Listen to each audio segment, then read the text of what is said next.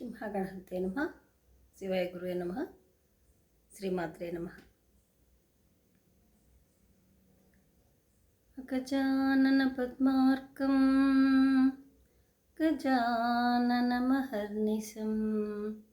అనేకదంతం భక్తానాం ఏకదంతముపాస్మహే. ఆ యొక్క గణపతికి ఒక్కసారి నమస్కారం పెట్టుకుని మనం లలితా శాస్త్రంలోకి వెళ్ళే ప్రయత్నం చేద్దాము. అయితే మొన్నటిదాకా కూడా భవానీత్వం గురించి మనం తెలుసుకుందాము. భవానీ, భావనాగమ్య, భవారణ్య కుఠారిక. భవారణ్య కుఠారిక అంటే ఏంటి అసలు? కుఠారిక అంటే గొడ్డలి.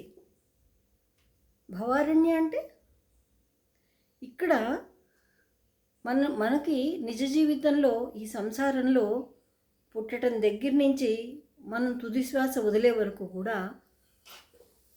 చాలా విషయాల్లో మన మనసు చిక్కుపడిపోతూ ఉంటుంది.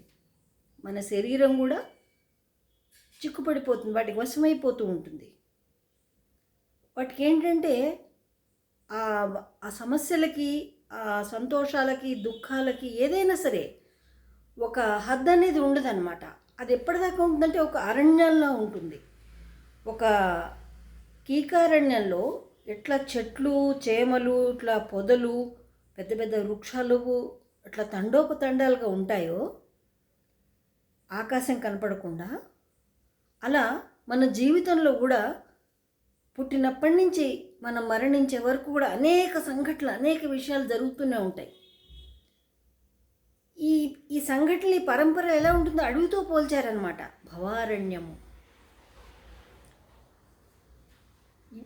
ఈ అడవిలోంచి మనం బయటకు రావాలంటే ఏం చేయాలి అంటే అమ్మవారి నామాన్ని పట్టుకోవాలి. అమ్మవారి నామము గొడ్డలి వంటిది. అరే ఎలా పట్టుకుంటాం మనం అమ్మవారి నామాన్ని? ఎలా పట్టుకుంటాం అంటే మనసులో సాధన చేస్తూ ఉండాలి. సాధన అంటే, సాధనా మార్గం అంటే చాలా రకాలుగా ఉన్నాయి. ఒక దీక్ష తీసుకోవటం, లేదా ఒక పారాయణ చేయటం, ఒక అర్చన చేయటం, ఒక జపం చేయటం, ఒక కుంకుమార్చన చేయటం, లేదా ఒక హోమం చేయటం, సామూహికంగా మొదలుపెట్టి తర్వాత ఒంటరిగా చేసుకునే స్థితికి రావాలి. అప్పుడు అమ్మవారి గొడ్డలు నీ దగ్గర ఉన్నది అని అర్థం. ఎందుకంటే సామూహికంగా ఇవన్నీ నేర్చుకుంటాం మనం. ఒక గురువు, అమ్మో, నాన్న, ఎవరో ఒకరు మనకు చెప్తేనే మనకు తెలుస్తుంది. ఏదైనా కానీ, మంత్రం కానీ, తంత్రం కానీ, ఏదైనా కావచ్చు. అది ఎప్పుడు అలా గుంపులో గోవిందల్లాగా కూర్చున్నావు అనుకో, ఎప్పుడు గుంపులోనే ఉండిపోతే నువ్వు బయటికి రాలేవు. నీ ఆత్మ అక్కడ చిక్కుపడిపోతుంది. వరే వాళ్ళు ఏం చేస్తున్నారు, వీళ్ళు ఏం చేస్తున్నారు, నేను కరెక్ట్ చేస్తున్నాను, వాళ్ళు కరెక్ట్ చేస్తున్నారని ఎదుటి వాళ్ళ తప్పులు నీలో ఒప్పులు, లేదా నీలో తప్పులు ఎదుటి వాళ్ళ ఒప్పులు, ఇవి చూసుకుని బేరీజు వేసుకుని లెక్క వేసుకుంటూనే సరిపోతూ ఉంటుంది. ఆ లెక్కలోంచి ఎప్పుడు బయటకు వస్తావు? అసలు ఎందుకు గొడ్డలి, ఎందుకు అవసరం ఏముంది గొడ్డలితో? భవారణ్య కుఠారిక అంటున్నారు కదా అమ్మవారు. మనకి ఆ గొడ్డలి ఏం అవసరం ఏమిటంటే, ఈ సంసారంలో మనం ఎప్పుడైతే చిక్కుకుంటామో వాటిల్లో జనన మరణ చక్రాలు కంటిన్యూ అవుతూ ఉంటాయి. ఎక్కడా మార్పు అనేది ఉండదు. ఇప్పుడు ఈ జన్మ ఎత్తాము, పుట్టాము, పెరిగాము, పెళ్లి చేసుకున్నాము, చదువుకున్నాము, ఉద్యోగం చేసుకున్నాము, పిల్లల్ని కన్నాము, మళ్ళీ పెంచాము, మళ్ళీ వాళ్ళని చేసాము, వాళ్ళకి పురుళ్ళు పుణ్యాలు అన్నీ అయ్యాయి. మళ్ళీ అత్త మామ, వాళ్ళ సేవలు, వాళ్ళ మరణాలు, వాళ్ళ తద్దినాలు, మళ్ళీ వీళ్ళు ముసరాళ్ళు అవటం, వీళ్ళు మంచం మీద పట్టడం, మళ్ళీ వీళ్ళకి పురుళ్ళు, మళ్ళీ వీళ్ళకి తద్దినాలు, ఇవన్నీ మొదలు. ఇట్లా ఈ పరంపర ఒక జన్మతో ఆగదు. వీడు చేసుకున్న పాపపుణ్యాలను బట్టి దేహాలు మారుతూ ఉంటాయి, పనులన్నీ ఇవే ఉంటాయి. ఆకలి, సంపాదన, వండుకోవటం, తినటం, పిల్లల్ని కంటం, చచ్చిపోవటం. ఎన్నిసార్లు ఇలా. ఒక మానవ జన్మ లభించటానికి 63 లక్షల దేహాలతో పడిపోయి తర్వాత మానవ జన్మ సాధించుకున్నాం. మానవ జన్మ తర్వాత ఏంటి? ఆ మార్గాన్ని తెలియజేసేది భవారణ్య కుఠారిక, అమ్మవారి గొడ్డలి. అమ్మవారి యొక్క నామం, అర్చన, పూజ, ఇలా రకరకాల మార్గాలు. అందుకని ఒక మానవుడికి మాత్రమే ఈ భవారణ్య కుఠారిక అనేటువంటిది సాధన చేయటానికి మానవుడికి అవకాశం ఉంటుంది. దీన్ని తెలిసి ఆచరణలోకి తెచ్చుకోవాలి. అరే ఇవేవి వద్దు, నేను సన్యాసం తీసుకున్నానికి ఏం అవసరం లేదంటే చెల్లదు. సన్యాసం అంటే ఏంటి అసలు? ఎందుకు తీసుకోవాలి సన్యాసం? దీంట్లో ఒక చిన్న కథ ఉంది, మీకు చెప్తాను. ఒక మహారాజు ఉన్నాడు. సరే, మంచిగా రాజ్య పరిపాలన చేస్తున్నాడు. ఒక పుత్రుడు కలిగాడు. తర్వాత ఆయనకి ఎందుకో విరక్తి అనిపించింది. నేను సన్యాసం తీసుకుంటాను, అడవికి వెళ్ళిపోతాను, నాకు ఈ రాజ్యం వద్దు, ఇది వద్దని చెప్పి గోలబెట్టాడు. ఆవిడ మహారాణి చాలా మహాజ్ఞాని. ఆవిడ జ్ఞానం ఎక్కడుంటుంది? మనం ఉండే చుట్టూతో ఉన్న పరిసరాల్లో, మనం వేసుకునే దుస్తుల్లో, మనం మాట్లాడే మాటల్లో, మనం మాట్లాడే చేతుల్లో ఉండదు. మన మనసుకు సంబంధించింది మన జ్ఞానం. అది బుద్ధిని ఉపయోగించి మనం జ్ఞానాన్ని ఆర్జన చేసుకోవాలి. అటువంటి ఉత్తమ ఇల్లాలు మహారాణి అనమాట. సరే వెళ్ళండి, మీకు ఏది ఇష్టమో, మీకు ఏది నచ్చితే అదే చేసుకోండి అని చెప్పింది. ఎందుకని? రాజుగారికి ఇంకా పరిపక్వత రాలేదు. రాజ్యపాలన వచ్చింది, యుద్ధాలు చేయటం వచ్చింది, ప్రజల్ని మంచిగా చూడటం వచ్చింది, మిగతా అన్నీ పర్ఫెక్ట్ అతను. కానీ విరక్తి రావటం వల్ల అడవికి వెళ్ళిపోయాడు. అడవికి వెళ్ళిపోయి ఏం చేశాడు? చిన్న పర్ణశాల లాంటిది వేసుకున్నాడు. మంచిగా అక్కడ శుభ్రంగా నది ఒడ్డు స్నానం చేయటం, తపస్సు చేసుకోవటం, అక్కడున్న పళ్ళు ఫలాలు ఏమన్నా ఉంటే ఏమన్నా దొరుకుతుంది తినడం, అలా కాలక్షేపం చేస్తున్నాడు. అట్లా కొంతకాలం అయిపోయిన తర్వాత మహారాణి ఏం చేస్తుందంటే మారు వేషంలో ఈయన దగ్గరికి వచ్చింది. తన భర్త ఏమాత్రం సాధన చేయగలిగాడు, ఎంతవరకు సాధించుకున్నాడని తెలుసుకోవడం కోసం వస్తుంది. ఆవిడ మారువేషం, పురుష వేషం వేసుకుని వస్తుంది. అయ్యా మీరు చేసేది ఏంటి అని అడుగుతుంది. నేను సన్యాసిని, నా దగ్గర ఏమీ లేవు అంటాడు. ఏమీ లేకపోతే ఇంత పర్ణశాల ఎంత అందంగా ఉంది, ఈ పర్ణశాల చూసారు ఎంత బాగుందో, చక్కగా అటు ఇటు లతలు పెరిగిపోయి చక్కగా పూలతోటి చాలా అందంగా ఉంది మీ పర్ణశాల అంటాడు. ఇప్పుడు కూడా పర్ణశాల వాసాలు ఉంటున్నాయి, కానీ అది అంత వ్యాపారానికి సంబంధించిందనమాట. అదంతా కూడా 25,000 రూపాయలు చేస్తే ఒక పర్ణశాల మీకు ఒకరోజు అద్దెకిస్తారు. అట్లా ఉంది ఇవాళ రోజున పర్ణశాల అంటే. సరే ఇది అంతా వద్దులేదు, కానీ అప్పుడు ఎప్పుడైతే ప్రశ్న చేసిందో కోపం వస్తుంది ఆయనకి. నిజమే కదా, నేను సన్యాసి, నా దగ్గర ఏమీ లేదనుకుంటున్నాను, కానీ ఇంత పెద్ద పర్ణశాల ఉంది, ఇంత అందమైన పర్ణశాల ఉంది, నాకు పర్ణశాల నిజంగా అవసరమా? సన్యాసికి పర్ణశాల అవసరం అండి? అక్కర్లేదు. కాబట్టి వెంటనే దాన్ని ఏం చేశాడు? అగ్ని ఆజేసి కాల్ చేస్తే ఆ పర్ణశాలని కాల్ చేశాడు కోపంతో. తర్వాత ఒక దండక మండలాలు ఉంటాయి, ఇవేంటి అని అడుగుతుంది. ఇది నేను జపం చేసుకునేటప్పుడు నేను ఇట్లా పెట్టుకుంటాను, జపమాల జారకుండా చేత్తో పట్టుకుని తిప్పుతానంటే, ఈ కర్ర అవసరమా మీకు అంటుంది. సన్యాసికి ఇవేవి ఉండకూడదు. అది తెలియక వాళ్ళ రోజున ఒక్కొక్కళ్ళు సన్యాసులు మేమని చెప్పుకుని ఆశ్రమాలు నిర్మించుకుని ఎంత సుఖాలు అనుభవిస్తున్నారంటే, ఏ మహారాజు ఏ గృహస్థు కూడా అంత సుఖాలు అనుభవించలేడు. అట్లా ఉందన్నమాట ఇవాళ రోజున పరిస్థితి. అనేసరికి నిజమే కదా, నేను సన్యాసిని, నాకు ఈ దండం ఎందుకని చెప్పి ఆ దండాన్ని కూడా తీసి అవతల పడేస్తాడు. కమండలం కూడా పగలగొట్టేస్తాడు. ఇప్పుడు నా దగ్గర ఏం లేవు చూసుకో అంటాడు. దండక మండలాలు లేవు, పర్ణశాల లేదు, ఏమీ లేదు. సరే అని చెప్పి ఇవిడ వచ్చేస్తుంది మామూలుగా. అట్టా కొంతకాలం నడుస్తుంది. మళ్ళీ కొంతకాలం తర్వాత తను స్త్రీ వేషధారణలో మహారాణిగానే ఉండి ఒక దాసీదానికి ఒక పురుష వేషం వేయించి తను వస్తుంది. మళ్ళా ఈ రాజుగారు ఎక్కడైతే సన్యాసం ఉండి జపం చేసుకుంటున్నాడు అక్కడికి వస్తుంది. అతను స్నానానికి వెళ్ళే సమయాన్ని గమనించి, నదికి వెళ్ళే సమయాన్ని గమనించి కావాలని ఆ చెలికత్తెకి పురుష వేషం వేయించింది కదండి, వాళ్ళతో సరసలాపాలట్ట మొదలు పెడుతుంది ఆ దాసీదాంతో.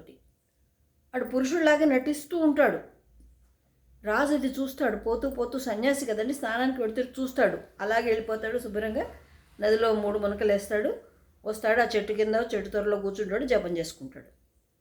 ఇప్పుడు మహారాణా ఆయన దగ్గరికి వస్తుంది. ఇప్పుడు మీరు రాజ్యానికి రావచ్చు, మీరు రండి అంటుంది. అదేలా అంటాడు. అంటే ఇక్కడ మీ మనసుకి ఏది అంటలేదు, ఏది కూడా మీ మనసుకి అంటించుకోలేదు. మీరు వెళ్ళారు, స్నానం చేశారు, మీ జపం మీ తప్ప చేసుకున్నారు, మనసు ఏది పట్టలేదు. తామరాకు మీద నీటి బొట్టు అంటారు చూసారా, ఎదురుగుండా ఏం జరిగినా తనకేం సంబంధం లేదు, కేవలం ఆత్మ ఒక్కటే సాక్షి. దేహాలు ఎందుకు పనికిరావు, ఈ దేహాలన్నీ పడిపోయే దేహాలే. అగ్నిపాలో, నీటిపాలో, మట్టిలో భూదేవి పాలు అవుతాయి తప్ప ఏ దేహము శాశ్వతం కాదు. ఇది తెలుసుకోవటానికే భవారణ్య కుఠారిక నామం ఉపయోగపడుతుంది మనకి. సత్యాన్ని గోచరిస్తుంది, మార్గాన్ని చూపిస్తుంది. ఎక్కడికి చూపిస్తుంది ఆ మార్గం మనకి? భవారణ్య కుఠారిక అని చెప్పుకున్నాం. అరణ్యంలో కాగా మన గొడ్డలు కావాల్సింది ఏంటి? అరణ్యం, కుఠారిక. ఈ కింద ఉన్నవన్నీ కూడా అరణ్యాలే. ఈ సుఖభోగాలన్నీ అరణ్యాలే. వాటికి అంతు అదుపు అయిపు ఉండవు. అది ఎక్కడికి మార్గం మనకి? ఆకాశం వైపుకు వెళ్ళాలి. మన ఆత్మ జ్ఞానం ద్వారాగా ఒక అమ్మవారి నామాన్ని స్వీకరించి దాన్ని సాధన చేస్తూ ఉత్తమ గతులు ఊర్ధ్వలోకాలకు పయనించటమే అయితే ఏదైతే ఉంటుందో దాన్ని భవారణ్య కుఠారిక. ఈ గొడ్డలి మనకి మార్గంలాగా ఉపయోగపడుతుంది అని అర్థం అన్నమాట. భవారణ్య కుఠారిక ఏంటో తెలుసుకోవాలి. భవం అంటే సుఖం, భవం అంటే ఈ చాలా అర్థాలు చెప్పుకోవచ్చు. భవుడు పరమేశ్వరుడు, జలాధిపతి కూడా ఆయన. ఇంకా చాలా అర్థాలు ఉంటాయన్నమాట. ఇక్కడ భవారణ్య కుఠారిక అని పెట్టింది అందుకే. అంటే నీటి నుంచి, అగ్ని నుంచి, భూమి నుంచి, వాయువు నుంచి, ఇవన్నీ కూడా అరణ్యాలతో సమానమే. వీటన్నిటికన్నా పైన ఉన్నదేది? ఆకాశం మాత్రమే. అది జ్ఞానానికి చిహ్నం. సమస్తం కూడా ఆకాశం నుంచే మనకి లభిస్తాయి. మళ్ళా అక్కడ వెళ్ళి కలవాలి మనం. ఎందుకంటే అమ్మవారు ఆకాశ స్వరూపిణి, పరమాత్మ కూడా ఆకాశ స్వరూపుడు. ఆయనలో వెళ్ళి లీనం అవ్వాలి అమ్మవార్లు అనుకుంటే మనకి ఈ అరణ్యాల్లో ఉన్నటువంటి మార్గంలో ఉన్నటువంటి ఈ చెట్లు, చెత్త, చెదారం, తీగలు ఇవైతే ఉన్నాయో అవన్నీ కూడా మనం ఆ గొడ్డలి ద్వారాగా దూరం చేసుకుంటూ వెళ్ళగలగాలి. భవారణ్య కుఠారిక. ఇది ఎవరు చెప్పారు? ఎవరో మనుషులు చెప్పారా? నేను చెప్పానా? మీరు చెప్పారా? ఇంకోటి చెప్పారా? మా అమ్మ చెప్పిందా? గురువు చెప్పారా? కాదు. సాక్షాత్తు ఇది వసిన్యాది వాగ్దేవతలైనటువంటి దేవతా శక్తులు చెప్పినటువంటి సత్యం అన్నమాట. ఇవేవి శాశ్వతం కాదని చెప్తున్నారు వాళ్ళు క్లియర్గా. వాళ్ళు అక్షర రూపాలై అన్ని వైపులా ఉన్నారు. వాళ్ళు ఎప్పుడూ అమ్మవారి స్తుతి తప్ప ఏది కూడా అనవసరమైన మాట ఒక్కటి కూడా వాళ్ళ నోట్లోంచి రాదు. మాట్లాడితే స్తుతే వస్తుంది, స్తోత్రమే వస్తుంది. మనకి లలితా సహస్రం అలాగే లభ్యమైంది. వసిన్యాది వాగ్దేవతలు చెప్తేనే మనకి లలితా సహస్రం అని చెప్పింది. ఇందులో భవారణ్య కుఠారిక. ఆ స్థాయికి ఎదగగలగాలి అంటే ఈ నామాన్ని బాగా సాధన చేయగలగాలంటే నామంలో అర్థాన్ని మనం ముందు అర్థం చేసుకోవాలి. భవారణ్య కుఠారిక. చూసారా ఎంత చిత్రమైన నామం అంటే దీన్ని ఏ విధంగా అయినా చెప్పుకోవచ్చు. ఆధ్యాత్మికంగా చెప్పుకోవచ్చు, ఇక్కడ ఐహికంగా చెప్పుకోవచ్చు, ఏ రకంగా అయినా కూడా చెప్పుకోవచ్చు. అంటే మనకి మన బుద్ధిని ఉపయోగించి మన ఆచార వ్యవహారాలకి, ఆశలకి కళ్ళెం వేయటం లాంటిది. కళ్ళెం వేయటంలో గట్టితనం కావాలి, బలం కావాలి. కాబట్టి అవతల దాన్ని మన దగ్గరికి రాకుండా ఉండటం కోసం మనం గొడ్డలను ఉపయోగిస్తాం అన్నమాట. గొడ్డలంటే ఇక్కడ కాఠిన్యంగా ఉంటాం. ఒక ధర్మాచరణ చేయాలి, ఒక నియమం పెట్టుకున్నాం, ఏదో ఒక నిష్ఠ పెట్టుకున్నాం, లేదా ఒక పూజ, ఒక పునస్కారం పెట్టుకున్నాం. దానికి కట్టుబడి ఉండాలంటే ఎన్నో అడ్డంకులు వస్తూనే ఉంటాయి. ఆ అడ్డంకులన్నిటిని కూడా మనం విడివడుచుకుంటూ రావాలి. ఇక్కడ మనకి ఆ శక్తి లభించాలంటే అమ్మవారి దయ అవసరం. ఆ దయ కలగటమే భవారణ్య కుఠారిక. మనం ఎన్ని ఇబ్బందులు వచ్చినా సరే ఆ ధర్మానికి కట్టుబడి అలాగే వెళ్తున్నాము అంటే అమ్మ మనకి శక్తిని ప్రసాదిస్తుంది. భవారణ్య కుఠారిక. ఈ నామాన్ని ఈ విధంగా ఎంతైనా చెప్పుకోవచ్చు అన్నమాట. ఇది ఎంతైనా కూడా చెప్పుకోవచ్చు.